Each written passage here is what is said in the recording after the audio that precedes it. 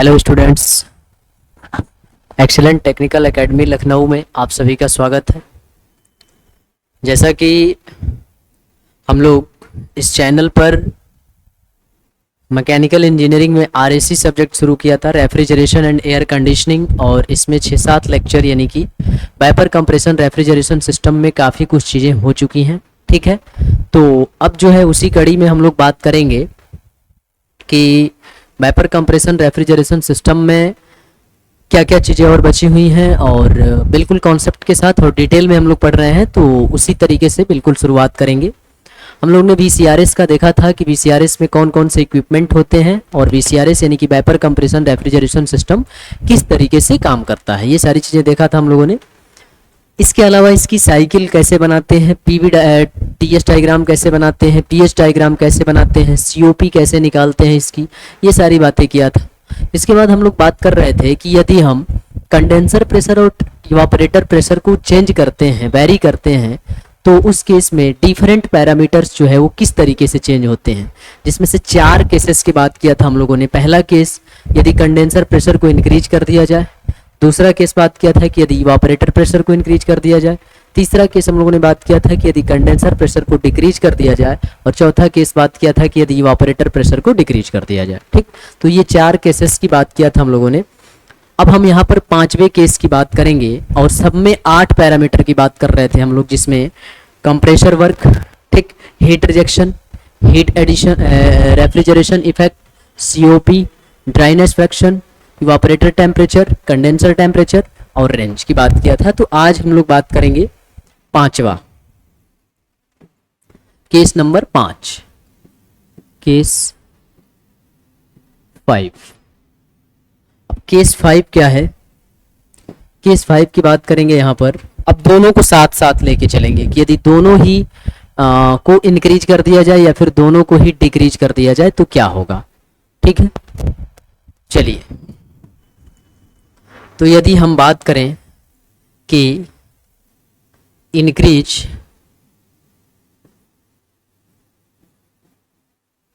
Condenser pressure and evaporator pressure, यदि condenser pressure और evaporator pressure दोनों को क्या करते हैं, इंक्रीज कर दें, तो क्या होगा। चलिए आइए देखते हैं। उसी तरीके से साइकिल बनाएंगे हम लोग। ये हो जाएगी, यहाँ पर साइकिल बनाएंगे, पहले TS डायग्राम बनाएंगे।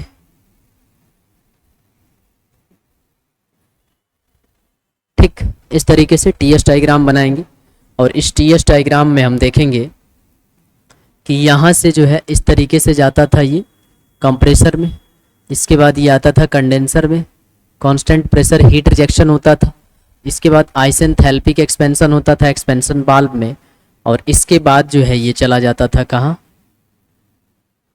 इसके बाद ये चला जाता था इवापोरेटर में। तो ये 1 पॉइंट हुआ करता था, ये 0.2 था, ये 0.3 था, और ये 0.4 था। ये था TS डायग्राम।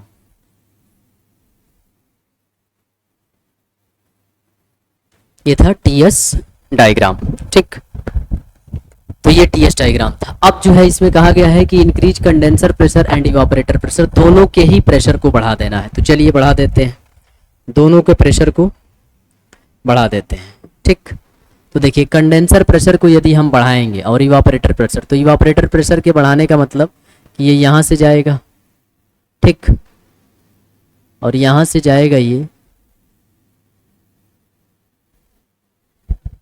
ऐसे जाएगा, तब जाकर के ये कंडेंसर प्रेशर भी बढ़ पाएगा, और यहाँ पर ये सैचुरेटेड लिक्विड होगा। इसके बाद हम क्या करेंगे, इसका एक्सपेंशन करेंगे एक्सपेंशन वाल्व में, तो ये आइसेंथैल्पिक एक्सपेंशन होगा, तो ये यहाँ पे पहुँचेगा, और फिर सॉरी ये जो है यहीं तक आएगा।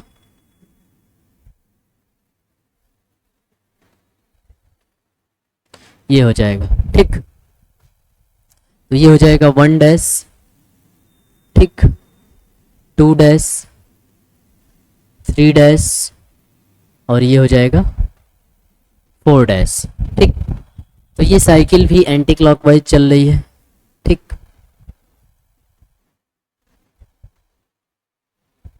ठीक है।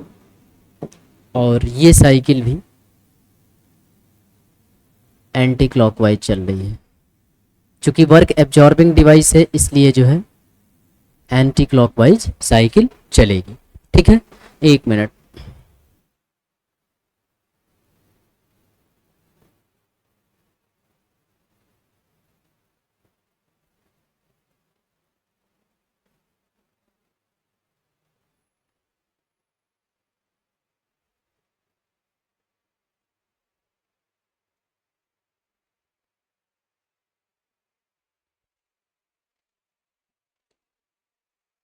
चलिए, तो अब उन्हीं सारे पैरामीटर्स के बारे में हम लोगों को बात करनी है कि उन सभी पैरामीटर्स में क्या क्या चीजें आ रही हैं इसमें, कि कैसे इफेक्ट पड़ रहा है। तो देखिए, इसको कितना बढ़ाया गया है और इसको कितना बढ़ाया गया है, ये बात नहीं बताई गई है ना। ये बात नहीं बताई गई है कि इसको हो सकता है कि इसको और बढ़ा दें और इसको बिल्कुल कम बढ़ाए या इसको और बढ़ा दें।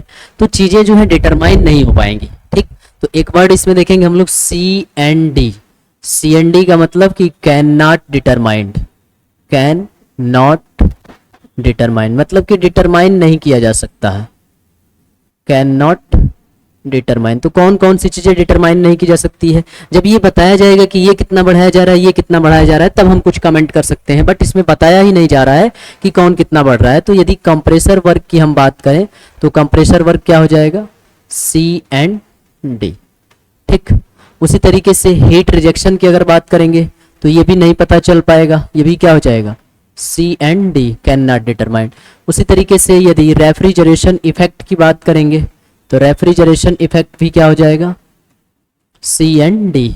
और जब रेफ्रिजरेशन इफेक्ट और कंप्रेसर वर्क दोनों सी एंड डी है तो सीओपी बराबर क्या होता है, सीओपी बराबर refrigeration effect divided by compressor work.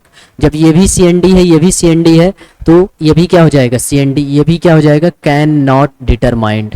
ठीक, इसी तरीके से ड्राइनेस फ्रैक्शन, इसको भी can not determined, C and D. Dryness fraction भी क्या हो जाएगा, कैन नॉट डिटरमाइंड। इसके बाद यदि हम इवापोरेटर टेम्परेचर की बात करें तो इवापोरेटर टेम्परेचर, ये तो साफ साफ दिख रहा है कि इवापोरेटर का प्रेशर बढ़ा हुआ है, इसलिए टेम्परेचर भी इसका क्या हो जाएगा, बढ़ जाएगा। तो इवापोरेटर टेम्परेचर बढ़ जाएगा। कंडेंसर टेम्परेचर की यदि हम बात करें तो कंडेंसर टेम्परेचर में क्या हो जाएगा कि कंडेंसर टेम्परेचर जो है ये भी क्या हो गया है, बढ़ गया है, क्योंकि कंडेंसर प्रेशर बढ़ गया है इसलिए कंडेंसर टेम्परेचर भी बढ़ जाएगा। और यदि हम रेंज की बात करें तो रेंज के केस में क्या होगा कि ये नहीं पता है कि कितना ये बढ़ा है, कितना ये बढ़ा, हो सकता है ये रेंज कम हो जाए, हो सकता है ये रेंज बढ़ जाए पहले की अपेक्षा, तो ये भी क्या हो जाएगा, कैन नॉट डिटरमाइन। तो इस केस में कुछ भी डिटरमाइन नहीं किया जा सकता है सिवाय टेम्परेचर के, इवापोरेटर टेम्परेचर और कंडेंसर टेम्परेचर के।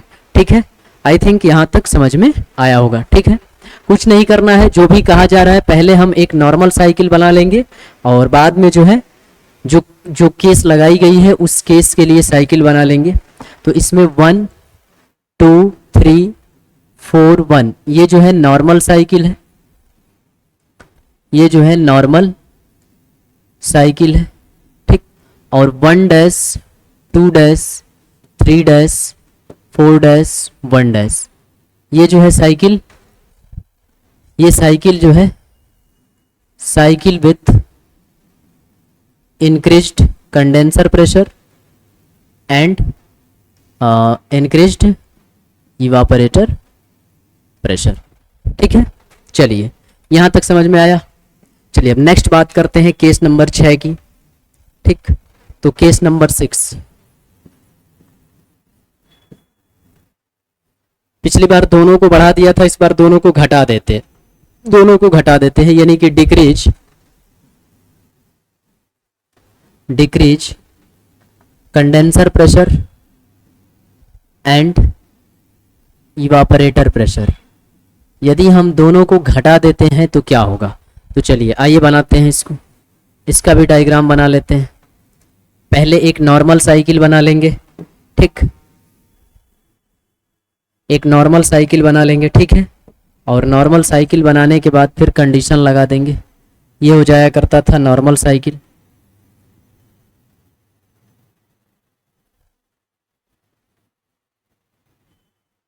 ये हो गया नॉर्मल साइकिल, ठीक है। ये टीएस डायग्राम है,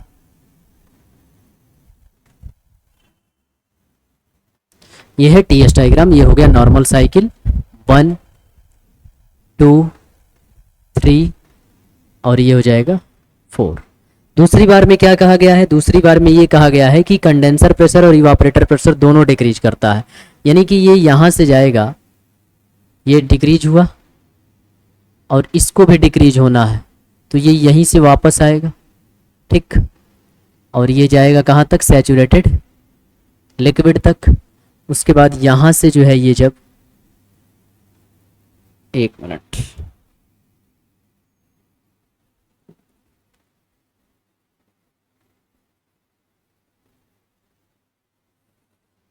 ये हो जाएगा,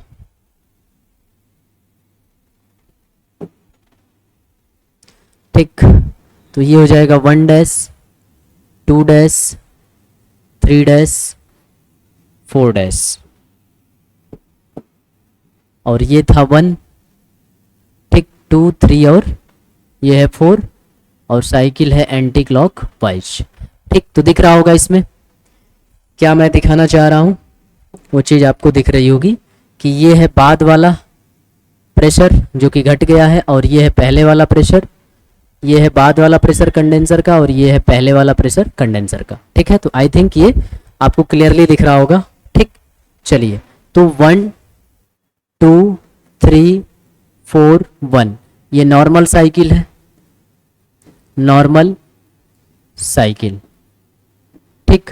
और 1 डैश 2 डैश 3 डैश 4 डैश और 1 डैश ये है cycle with increased decreased condenser pressure and decreased evaporator pressure. तो इस बार भी ये जिक्र नहीं है कि कौन कितना घटाया गया है, कुछ भी हो सकता है, ये बहुत ज़्यादा घट जाए, ये कम घटे, तो कुछ भी डिटर्मिनेबल नहीं है। तो यहाँ पे भी क्या होगा कि कंप्रेसर वर्क जो होगा वो क्या हो जाएगा, CND, कैन नॉट डिटरमाइंड, कि बढ़ेगा कि घटेगा इस बात पे कमेंट नहीं किया जा सकता है, क्योंकि हो सकता है कि ये लाइन दोनों और पास आ गई हो, ठीक है, ठीक। हो सकता है कंप्रेसर वर्क घट गया हो बढ़ गया हो, इस बात पे कमेंट नहीं किया जा सकता है। उसी तरीके से हीट रिजेक्शन भी नहीं बताया जा सकता, CND कैन नॉट डिटरमाइंड। उसी तरीके से रेफ्रिजरेशन इफेक्ट भी नहीं बताया जा सकता, कैन नॉट डिटरमाइंड। और जब ये दोनों नहीं बताया जा सकता तो COP बराबर क्या होता है, COP बराबर होता है refrigeration effect divided by compressor work. तो जब ये दोनों नहीं बताया जा सकता है तो COP भी नहीं बताया जा सकता है, तो COP भी क्या हो जाएगा, can not determined. Dryness fraction भी कैन नॉट डिटरमाइंड, ये भी नहीं बताया जा सकता।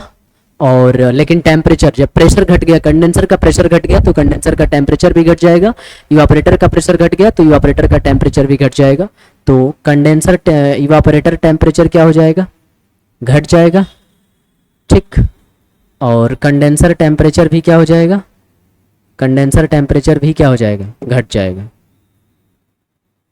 कंडेंसर टेम्परेचर भी घट जाएगा। और रेंज की अगर बात करें तो रेंज फिर से क्या हो जाएगी, CND कैन नॉट डिटरमाइंड, क्योंकि पता नहीं चल रहा है ना कि कितना घटाया गया है, जब अमाउंट दे तब पता चले, तो ऐसी केस में आंसर ये हो जाएगा, ठीक है।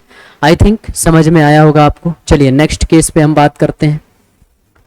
जिनको भी कंफ्यूजन होगा वो पीछे वीडियो करके देख लेंगे, ठीक। Case number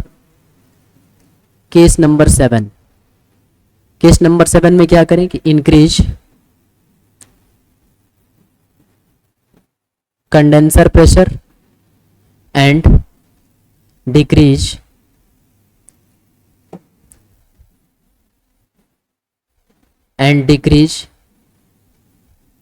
evaporator pressure. Condenser pressure को इंक्रीज कर दें और इवापोरेटर प्रेशर को क्या कर दें, डिक्रीज कर दें, तब क्या होने वाला है, ठीक। चलिए इस चीज को देखते हैं, इस बार क्या मिलने वाला है। वैसे ही करेंगे, साइकिल बना लेंगे, दोनों ही कंडीशन में साइकिल बना लेंगे, और साइकिल बनाने के बाद अपने आप पता चल जाएगा, ठीक। तो देखिए ये हो जाएगा, यहाँ से साइकिल बना लेते हैं, ये नॉर्मल साइकिल हो गई,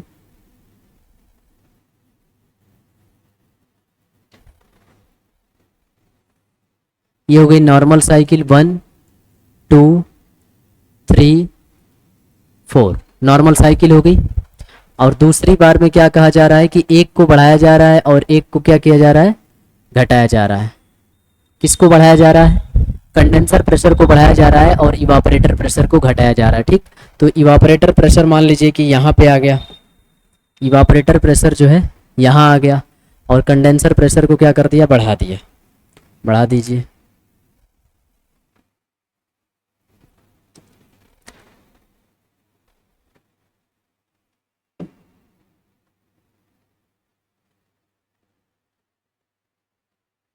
बढ़ गया।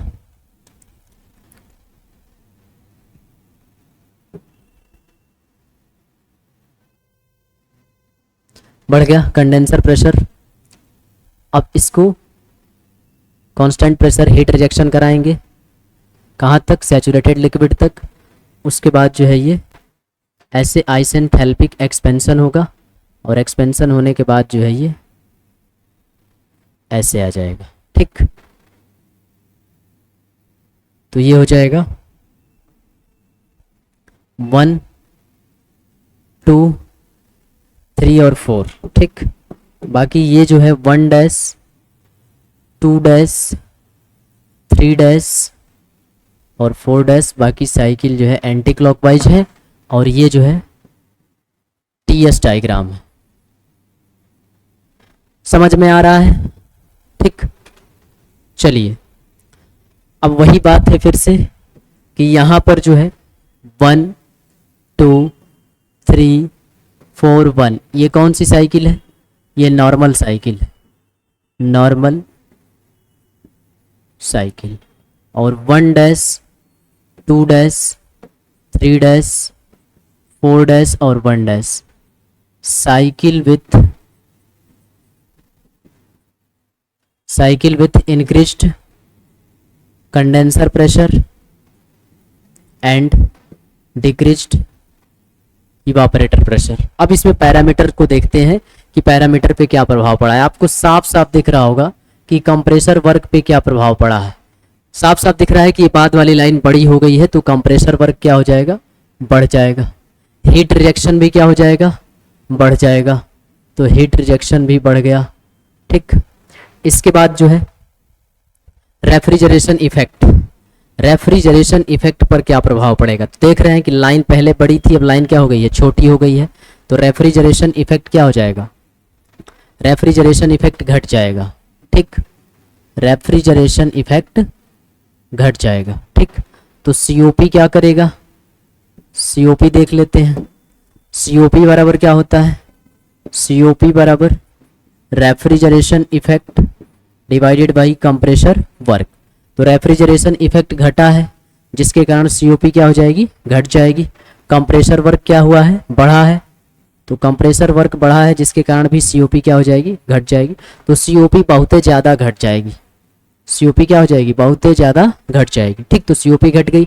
ड्राइनेस फ्रैक्शन दिख रहा है कि ये वाली जो लाइन है, ये वाला जो पॉइंट है, ये पॉइंट नज़दीक है और ये वाला पॉइंट दूर है। तो ड्राइनेस फ्रैक्शन क्या हो जाएगा, ड्राइनेस फ्रैक्शन बढ़ जाएगा, ड्राइनेस फ्रैक्शन बढ़ जाएगा। ठीक, उसके बाद यदि कंडेंसर इवापोरेटर टेम्परेचर की बात करेंगे तो इवापोरेटर का जो प्रेशर है वो घट गया है, तो इसलिए इवापोरेटर का टेम्परेचर भी घट जाएगा। कंडेंसर का प्रेशर बढ़ गया है, इसलिए कंडेंसर का टेम्परेचर क्या हो जाएगा, बढ़ जाएगा। ठीक, और यदि हम रेंज की बात करें तो रेंज पे क्या प्रभाव पड़ेगा, रेंज दिख रहा है साफ साफ कि ये पीला वाला इसके बीच में घुस गया है और ये बाहर आ गया है, तो रेंज बढ़ जाएगी। ठीक, तो रेंज जो है काफ़ी बढ़ जाएगी। ठीक, तो ये हो जाता है इस केस में जो है ऐसा। तो इस तरीके से जो है हम ग्राफ बना करके डायग्राम बनाने के बाद हम सीधा सीधा आंसर दे सकते हैं। तो जैसे ही आप बनाएंगे बिल्कुल आसान हो जाएगा। ठीक है, तो ये केस नंबर 7 था। चलिए इसके बाद नेक्स्ट है लास्ट केस नंबर 8। ठीक, केस नंबर 8, केस 8। केस 8 में क्या करेंगे कि डिक्रीज कंडेंसर प्रेशर, कंडेंसर के प्रेशर को डिक्रीज कर दें एंड इंक्रीज इवापोरेटर प्रेशर, और इवापोरेटर प्रेशर को क्या कर दें, इंक्रीज कर दें। तो चलिए इसको बनाते हैं, इसका भी डायग्राम बना लेते हैं। ठीक, इसका डायग्राम बना लेते हैं। ये बन गया। अब जो है नॉर्मल साइकिल बना लेते हैं। ये नॉर्मल साइकिल हो गई। ठीक,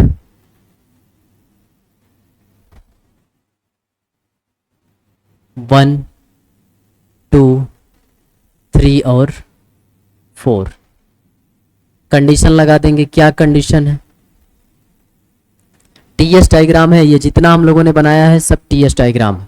कोई ये नहीं कहेगा कि कौन सा डायग्राम है। ठीक है, कौन सा डायग्राम है? TS diagram. ठीक, चलिए क्या करना है? कंडेंसर प्रेशर को डिक्रीज करना है और इवापोरेटर प्रेशर को इंक्रीज कर देना है। तो कर देते हैं। कंडेंसर प्रेशर को क्या कर दें? डिक्रीज कर दें, और इवापोरेटर प्रेशर को इंक्रीज। तो इवापोरेटर प्रेशर मान लीजिए कि यहाँ पे आ गया, और कंडेंसर प्रेशर को क्या करना है? डिक्रीज। तो ये नीचे आ जाएगा, तो ये ऐसे जाएगा, और इसको डिक्रीज करना है तो ये यहीं से वापस आ जाएगा। उसके बाद ये जो है यहाँ पे आएगा सैचुरेटेड लिक्विड, और फिर जो है, एक मिनट, ये जो है इससे मिलाना है ना इसको।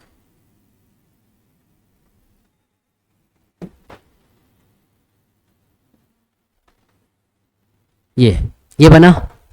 ये बन गया 1 डैश, 2 डैश, 3 डैश और यहाँ पर 4 डैश। साइकिल दोनों ही एंटी क्लॉकवाइज। अब यहाँ पे भी आपको चीज़ें सारी दिख रही होंगी बिल्कुल आसानी से। बाकी चीज़ें वही हैं। 1, 2, 3, 4, 1। ये जो साइकिल है वो नॉर्मल साइकिल है, नॉर्मल साइकिल। ठीक, और 1 dash, 2 dash, 3 dash, 3 dash, 4 dash, 1 dash, ये जो है cycle with decrease condenser pressure and increase evaporator pressure. ऐसी कंडीशन वाली ये क्या है? साइकिल है। ठीक, तो अब क्या हो जाएगा? अब इसके पैरामीटर्स को देखेंगे। कंप्रेसर वर्क दिख रहा है कि नहीं दिख रहा है? पहले वाली, बाद वाली जो है कंडीशन, उसमें लाइन क्या हो गई है? छोटी हो गई है, तो कंप्रेसर वर्क क्या हो जाएगा? घट जाएगा। हीट रिजेक्शन की लाइन भी छोटी हो गई है, तो हीट रिजेक्शन भी क्या हो जाएगा? घट जाएगा। ठीक, उसके बाद रेफ्रिजरेशन इफेक्ट, ये लाइन यहाँ से यहाँ तक है, ये लाइन यहाँ से यहाँ तक, रेफ्रिजरेशन इफेक्ट क्या हो जाएगा? बढ़ जाएगा। तो रेफ्रिजरेशन इफेक्ट यहाँ पे क्या हो गया? बढ़ गया। ठीक है, रेफ्रिजरेशन इफेक्ट बढ़ जाएगा। ड्राइनेस फ्रैक्शन, पहले ये लाइन इतना, ये पॉइंट इतना दूर हुआ करता था, अब ये पॉइंट यहाँ पहुँच गया, यानी ड्राइनेस फ्रैक्शन घट गया है।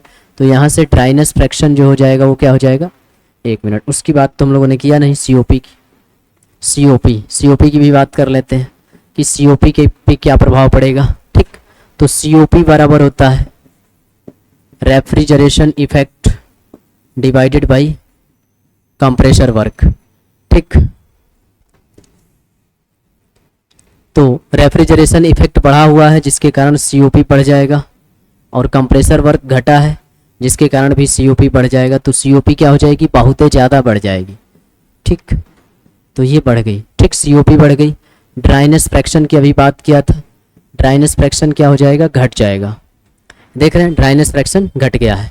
उसके बाद जो है कंडेंसर इवापोरेटर टेम्परेचर की अगर हम बात करें, तो इवापोरेटर का प्रेशर क्या किया गया है? बढ़ाया गया है, इसलिए इवापोरेटर का टेम्परेचर भी बढ़ जाएगा। कंडेंसर का प्रेशर घटाया गया है, इसलिए कंडेंसर का टेम्परेचर भी क्या हो जाएगा?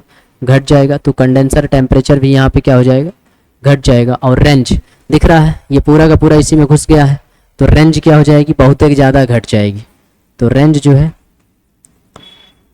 वो घट जाएगी। ठीक, तो इतने केसेस होते हैं, और सभी केसेस में इन 8 पैरामीटर्स को देखा हम लोगों ने कि कौन से पैरामीटर में किस तरीके से चेंजिंग हो रही है। यदि हम कंडेंसर प्रेशर और इवापोरेटर प्रेशर को चेंज करते हैं तो किस तरीके से परिवर्तन हो रहा है, किसमें किस तरीके से परिवर्तन हो रहा है इन सभी 8 पैरामीटर में। तो 8 केस में 8 पैरामीटर्स को देखा हमने, और इन सभी पैरामीटर्स को निकाला और चेक किया, तो देखा कि ये पैरामीटर्स कैसे वेरी करते हैं। तो 8 × 8 यानी 64 क्वेश्चन यहाँ से बनते हैं। यदि आपको डायग्राम और साइकिल बहुत अच्छे तरीके से कॉन्सेप्ट क्लियर है तो ये कभी गलत नहीं होगा। बाकी रट के इसको तैयार नहीं किया जा सकता है। इसलिए आप लोग कॉन्सेप्ट से समझने की कोशिश करिए, ठीक है। थर्मो रिवाइज करिए, ठीक। थर्मो इसके लिए बेस है, बिना बिना थर्मो के कोई भी सब्जेक्ट, चाहे आरएसी हो, आईसी हो, पावर प्लांट, एचएमटी, कोई भी पढ़ना मुश्किल है। इसलिए थर्मो इज द बेस, ठीक। तो थर्मो पढ़िए, ठीक। चलिए अब इसके बाद हम लोग बात करेंगे, अब इसमें देखेंगे कि इवापोरेटर प्रेशर और कंडेंसर प्रेशर को डिस्टर्ब करने से सीओपी डिस्टर्ब हो जाती है। कभी कभी सीओपी बढ़ जाती है, कभी कभी घट जाती है, रेंज डिस्टर्ब हो जाती है। तो यदि हम बिना कंडेंसर प्रेशर और इवापोरेटर प्रेशर को चेंज किए बिना यदि हम प्रयास करें कि कैसे जो है सीओपी को बढ़ाया जा सकता है, रेफ्रिजरेशन इफेक्ट को बढ़ाया जा सकता है, तो उस मेथड पर हम बात करेंगे, ठीक है। तो दो तरीके से किया जा सकता है। इसमें यदि हम बात करें तो देखेंगे कि सब कूलिंग कर दिया जाए, रेफ्रिजरेंट का क्या कर दें, सब कूलिंग कर दें, या फिर रेफ्रिजरेंट का सुपर हीटिंग कर दें, तो क्या होगा, ठीक। तो एक केस हो जाएगा। अब इसमें हम लोग बात करेंगे सब कूलिंग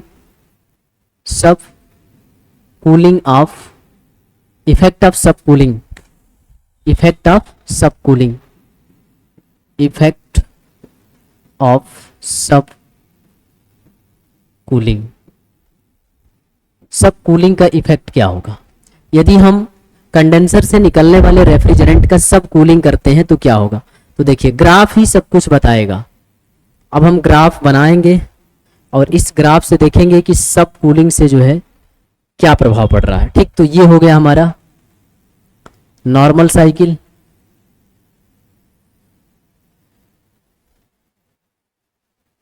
वन, टू, 3 और ये हो गया 4, ठीक।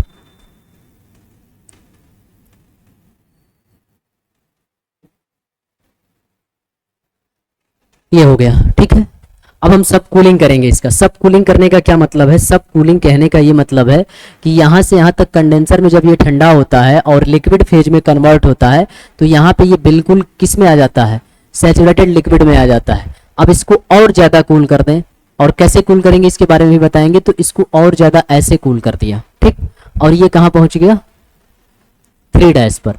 तो लिक्विड जो था वो लिक्विड और क्या हो गया, ठंडा हो गया। बताया था ना कि डोम के बाहर और डोम के इधर और इधर लाइन ऐसे होती है, बाकी डोम में लाइन हॉरिजॉन्टल हो जाती है, क्योंकि टेम्परेचर, कांस्टेंट टेम्परेचर लाइन और आइसोबारिक लाइन ये दोनों क्या कर जाती है, कोइंसाइड कर जाती है, ठीक है। तो ये क्या हो गया, ये हो गया सबकूल्ड। अब सबकूल्ड होने के बाद ये कहाँ जाएगा, एक्सपेंशन वाल्व में जाएगा, और एक्सपेंशन वाल्व में जाने के बाद ये जो है ऐसे जाएगा और यहाँ पर ऐसे चला जाएगा, ठीक। ना ही कंडेंसर प्रेशर डिस्टर्ब हुआ है और ना ही इवापोरेटर प्रेशर डिस्टर्ब हुआ है, दोनों का ही प्रेशर डिस्टर्ब नहीं हुआ है। देखेंगे तो दोनों का प्रेशर क्या है, बिल्कुल वही है, ठीक। तो प्रेशर में कोई चेंजिंग नहीं है। अब देखेंगे कि रेफ्रिजरेशन इफेक्ट पे क्या प्रभाव पड़ा है। ये हो गया 4', ठीक। तो 1, 2, 3 और 4 हटा देंगे इसको। 1, 2, 3 और 4, ये जो साइकिल है ये नॉर्मल साइकिल है। 4 से 1 भी तो है, 4, 1 ये नॉर्मल साइकिल है, नॉर्मल साइकिल, ठीक। और 1' नहीं है, क्या है, 1, 1, 2, 3',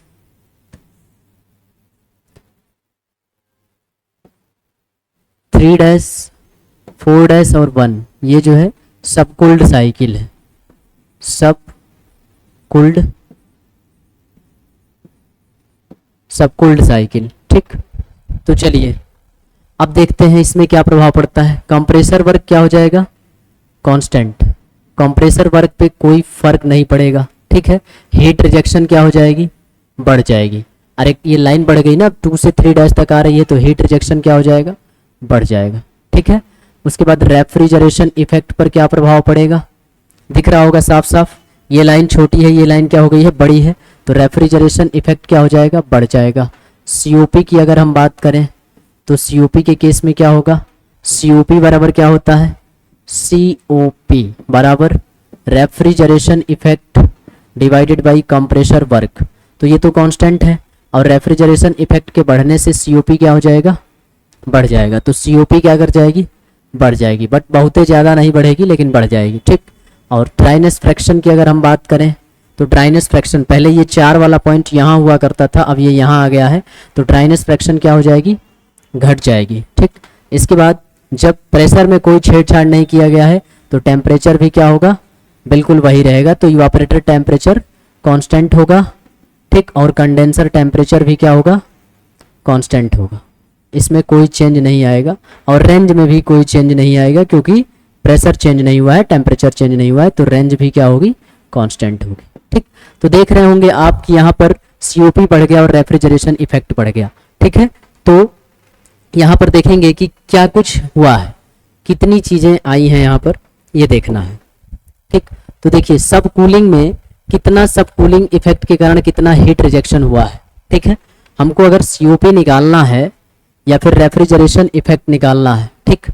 तो रेफ्रिजरेशन इफेक्ट, पहले जो रेफ्रिजरेशन इफेक्ट है, ठीक, ये रेफ्रिजरेशन इफेक्ट कितना है, H1 माइनस का H4, और रेफ्रिजरेशन इफेक्ट जो है वो सबकूल्ड साइकिल का कितना है, सबकूल्ड, जो साइकिल सबकूल्ड वाली है उसके द्वारा refrigeration H1 minus H4 dash, H1 minus का H4 डैश, यही है, ठीक। हम लोग जानते हैं कि H4 को H3 लिख सकते हैं, तो इसको लिख सकते हैं H1 माइनस का H3, ठीक।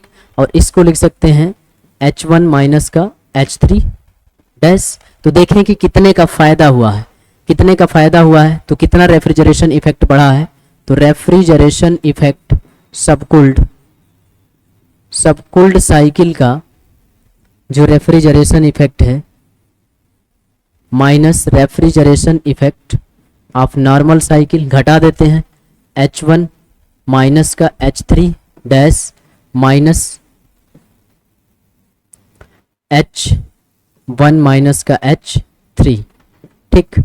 इसको सॉल्व कर देंगे तो ये हो जाएगा H1 minus H3 dash minus H1 और प्लस का H3, इससे इसको चीर देंगे तो फाइनली क्या मिलेगा, फाइनली यहाँ पे ये मिल जाएगा H3 माइनस का H3 डैश, ये हो जाएगा रेफ्रिजरेशन इफेक्ट सबकूल्ड।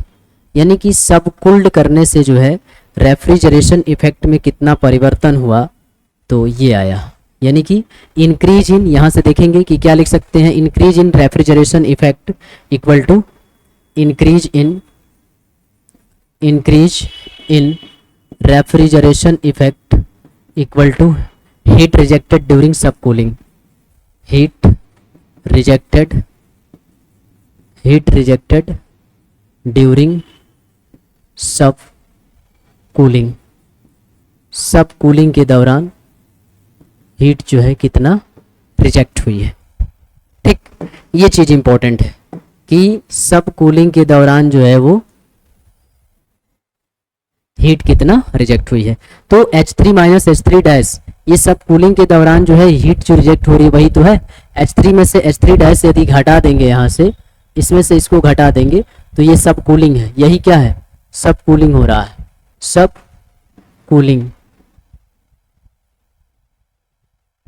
ठीक, सब कूलिंग हो रहा है, ठीक है। तो सब कूलिंग के द्वारा जो है H1 H3 में से H3 डैश घटा देंगे तो सब कूलिंग में जितना हीट रिजेक्ट होगी उतना ही रेफ्रिजरेशन इफेक्ट में क्या होगा, बढ़ोतरी होगा, रेफ्रिजरेशन इफेक्ट में उतना ही क्या हो जाएगा, बढ़ोतरी हो जाएगा, ठीक है।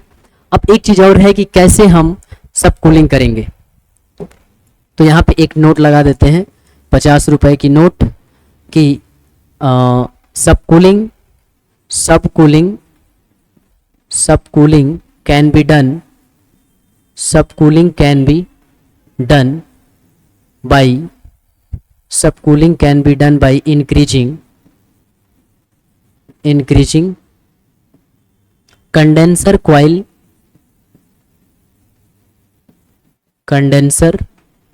कॉइल लेंथ, ठीक। कंडेंसर के कॉइल की लेंथ को बढ़ा करके हम सब कूलिंग कर सकते हैं। कहने का मतलब ये है कि ये है कंडेंसर और हम लोग जानते हैं कि इस कंडेंसर में इस तरीके से कॉइल लगी होती है, ठीक। और यहाँ से जो है रेफ्रिजरेंट एंटर करता है, ठीक। यहाँ से हाई प्रेशर और हाई टेम्परेचर का वेपर रेफ्रिजरेंट एंटर करता है, ठीक।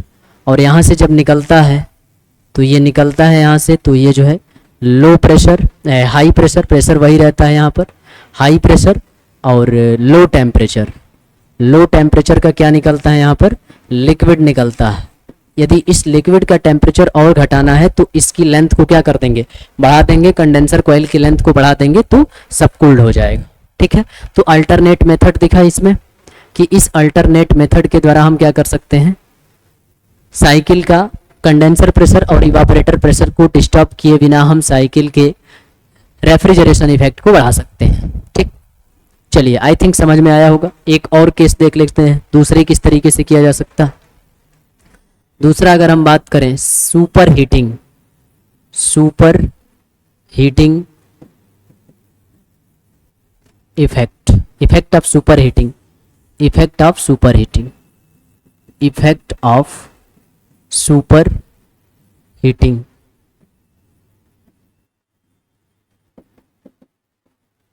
Effect of super heating, super heating से क्या इफेक्ट आ रहा है, ठीक। तो चलिए इसकी भी साइकिल बना लेते हैं, देखते हैं भैया क्या होता है सुपर हीटिंग में, ठीक। ये बन गया, ये हो गई साइकिल, ठीक। नॉर्मल साइकिल बना लेते हैं,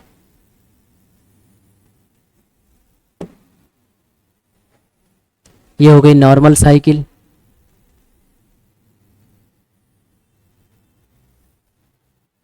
वन, टू, थ्री, 4, ये क्या हो गई नॉर्मल साइकिल। अब इसमें कहा जा रहा है कि सुपर हीटिंग कराना है, करा देते हैं, ये भी इनका भी मनसा पूर्ण हो जाए, ठीक। तो सुपर हीटिंग कराना है तो देखिए इसको जो है इससे ले लेते हैं, ठीक।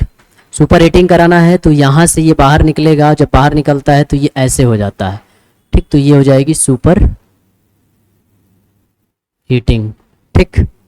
और जब सुपर हीटिंग होगी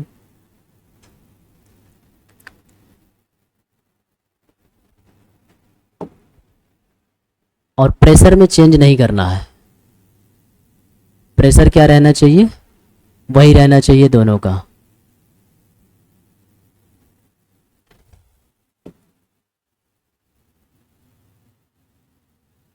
ठीक।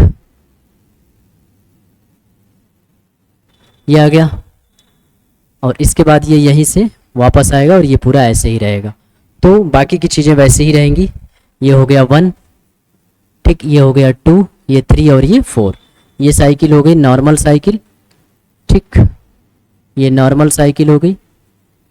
और ये वाली जो साइकिल है 1 2 3 और 4, ये साइकिल जो हो गई ये इंक्रीज्ड सुपर हीटेड साइकिल हो गई। तो ये हो गया इसका TS डायग्राम, ठीक। अब चलिए अब इन सारी चीज़ों को देखते हैं, पैरामीटर्स को देखते हैं। उससे पहले हम लिख देते हैं यहाँ पर कि कौन साइकिल है। 1 2 3 4 1, ये जो है नॉर्मल साइकिल है, नॉर्मल साइकिल, ठीक। और 1 2 3 4 और 1 हाँ, ये जो है super heat cycle, super heat cycle है। ये कौन सी साइकिल है, सुपर हीट। चलिए पैरामीटर्स को देख लेते हैं। साफ साफ दिख रहा होगा कि कंप्रेसर वर्क क्या हो जाएगा, बढ़ जाएगा। हीट रिजेक्शन के लिए भी लाइन बड़ी हो गई है, अब तो बताना चाहिए, हीट रिजेक्शन भी क्या हो जाएगा, बढ़ जाएगा, ठीक। रेफ्रिजरेशन इफेक्ट भी क्या हो जाएगा, बढ़ जाएगा, क्योंकि ज़्यादा हीट निकाल रहा है ना भाई। अरे यहाँ से लेकर यहाँ तक की लाइन की लेंथ, पहले ये लाइन की लेंथ यहाँ से यहीं तक थी, रेफ्रिजरेशन इफेक्ट बढ़ जाएगा। तो COP की अगर हम बात करें तो ओवरऑल COP बराबर क्या होता है, तो COP बराबर refrigeration effect divided by compressor work, ठीक। तो रेफ्रिजरेशन इफेक्ट तो बढ़ रहा है और ये भी क्या हो जा रहा है, बढ़ रहा है, बट इसके कंपैरिजन में ये ज़्यादा बढ़ता है, इसलिए COP क्या हो जाती है, बढ़ जाती है। तो COP क्या हो जाएगी, बढ़ जाएगी, ठीक। ड्राइनेस फ्रैक्शन की अगर बात करें तो ड्राइनेस फ्रैक्शन कांस्टेंट रहता है, क्योंकि दोनों ही केस में ये 4 पॉइंट वहीं पर है, तो ड्राइनेस फ्रैक्शन क्या होगा, कांस्टेंट, ठीक। ड्राइनेस फ्रैक्शन कांस्टेंट रहेगा। उसके बाद टेम्परेचर की बात कर लेते हैं, कुछ भी नहीं होगा क्योंकि प्रेशर में छेड़छाड़ नहीं किया गया है, तो इवापोरेटर टेम्परेचर कांस्टेंट होगा, ठीक।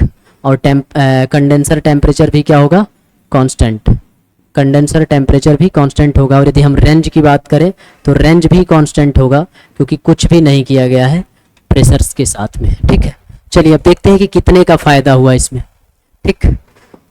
तो देखिए refrigeration effect, refrigeration effect normal cycle का क्या होता है, H1 माइनस H4, और बाद में रेफ्रिजरेशन इफेक्ट क्या हो गया है, सुपर हीट का। सुपर हीट साइकिल जो है, इस सुपर हीट साइकिल का जो रेफ्रिजरेशन इफेक्ट है वो हो गया है H1 डैश माइनस H4। तो इंक्रीज कितना हो जाएगा, increase in refrigeration effect, refrigeration effect में जो इंक्रीज होगा वो refrigeration effect super heat minus refrigeration effect normal cycle का।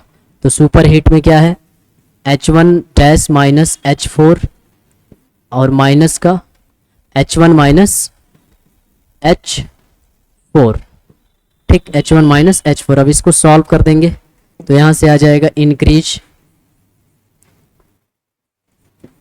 इन रेफ्रिजरेशन इफेक्ट बराबर ये हो जाएगा H1 dash minus H4 minus H1 minus H4 dash. इससे इसको चीर देंगे, ये चीर देंगे तो क्या बचेगा, H1 dash minus H1।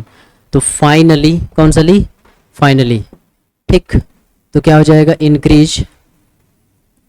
Increase in refrigeration effect बराबर H1 डैश माइनस H1 बराबर हीट एब्जॉर्ब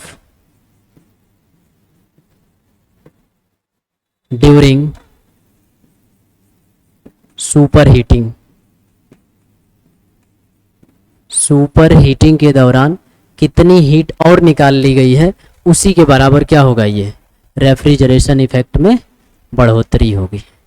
आई थिंक समझ में आया होगा, ठीक है, कि जितना रेफ्रिजरेशन इफेक्ट बढ़ेगा उतना ही रेफ्रिजरेशन इफेक्ट बढ़ेगा जितना कि सुपर हीटिंग के दौरान जो है इवापोरेटर से और ज़्यादा हीट की मात्रा क्या कर लें, निकाल लें, ठीक। तो इसलिए जो है ये कंडीशन, तो यही इंपॉर्टेंट है, इस बात को याद रखिएगा, क्वेश्चन में यही पूछा भी गया है कई बार, ठीक है। तो this is very very important, ठीक। चलिए अब बात आती है कि कैसे सुपर हीट करेंगे। तो देखिए यहाँ पर नोट लगा देते हैं 50 रुपए की, कि super heating of refrigerant, super heating of refrigerant, super heating of refrigerant can be done by, superheating of refrigerant can be done by increasing evaporator coil length,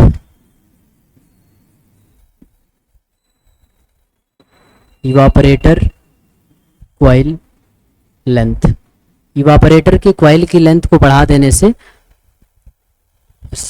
क्या हो जाएगा, सुपर हीटिंग हो जाएगी। कैसे, देखिए ऐसे होता था इवापोरेटर, ये है इवापोरेटर, इस इवापोरेटर में एक्सपेंशन वाल्व से आने वाला, एक्सपेंशन वाल्व से इधर क्या आता है, इधर से जो है लो प्रेशर और लो टेम्परेचर का क्या आता है, लिक्विड आता है, ठीक। और जब ये इधर निकलता है तो लो प्रेशर और हाई टेम्परेचर का क्या निकलता है, वेपर निकलता है, ठीक। और इसमें क्या लगी होती है, इवापोरेटर की कॉइल लगी होती है, ठीक। तो यदि इस कॉइल की लेंथ को बढ़ा देंगे तो ये ज़्यादा देर तक इसमें रहेगा तो ज़्यादा हीट निकालेगा, इसके संपर्क में ज़्यादा रहेगा तो यहाँ से ज़्यादा हीट लेकर के जाएगा, तो जितना ज़्यादा हीट निकाल देंगे उतना ही रेफ्रिजरेशन इफेक्ट क्या हो जाएगा, बढ़ जाएगा। तो ये बात जो है समझनी है, ठीक है, ये चीज़ है, ठीक। आई थिंक समझ में आया होगा कि किस किस तरीके से कौन कौन से पैरामीटर पर क्या क्या प्रभाव पड़ रहा है, इन सारी चीज़ों को डिस्कस कर लिया हमने, ठीक है। जिन लोगों ने पूरा वीडियो नहीं देखा होगा वो लोग पीछे जा कर के सारी वीडियो को देखेंगे, यदि क्रम वाइज सभी वीडियोज को अगर आप देखते हैं तो बिल्कुल आपको सारी चीज़ें समझ में आएंगी। ठीक है, तो VCRS में काफ़ी सारी चीज़ें कवर कर लिया हम लोगों ने, थोड़ा बहुत चीज़ें VCRS में और बची हुई हैं। ठीक है, तो उन सारी चीज़ों को भी कवर कर लेंगे। ठीक है, तो सभी केसेस हो गए हैं इसमें। इसके बाद इसमें लिक्विड सक्शन हीट एक्सचेंजर बचा हुआ है। ठीक है, और फ्लैश चैम्बर बचा हुआ है। ठीक, इतनी 2-3 चीज़ें और बची हुई हैं। तो नेक्स्ट लेक्चर में जो है VCRS खत्म हो जाएगा, उसके बाद हम लोग आगे बढ़ेंगे वेपर एब्जॉर्प्शन रेफ्रिजरेशन सिस्टम। तब तक के लिए आप लोग पढ़ते रहिए। ठीक है, ठीक, मेहनत करते रहिए। ठीक है, मंजिल अवश्य मिलेगी। ठीक, कंटिन्यूटी होनी चाहिए और हार्ड वर्क होना चाहिए, बाकी कोई शॉर्टकट नहीं है सक्सेस का। मेहनत करना ही पड़ेगा और कंटिन्यूअस करना पड़ेगा, तब तक पढ़ना पड़ेगा जब तक सिलेक्शन ना हो जाए, क्योंकि कंपटीशन बहुत ज़्यादा है। ठीक है, बाकी कक्षाएं यहाँ पे ऑफलाइन में भी चल रही है। 10 जुलाई से ही डेमो चल रहा है। ठीक है, ऑफलाइन में डेमो में थर्मो चल रहा है और मैकेनिक्स चल रहा है। ठीक है, जो कि बिल्कुल बेसिक सब्जेक्ट है, क्योंकि जब तक मैकेनिक्स नहीं पढ़ेंगे तब तक जो है आप सोम, डिजाइन, टॉम, इन सब चीज़ों को नहीं पढ़ पाएंगे, नहीं समझ पाएंगे। और जब तक थर्मो नहीं पढ़ेंगे तब तक RAC, IC, power plant, HMT ये सब चीज़ें नहीं समझ पाएंगे। ठीक है, तो ये बेसिक चीज़ें इसीलिए पढ़ाना जरूरी है। ठीक है, चलिए तो इसके आगे मिलते हैं नेक्स्ट लेक्चर में। Thank you.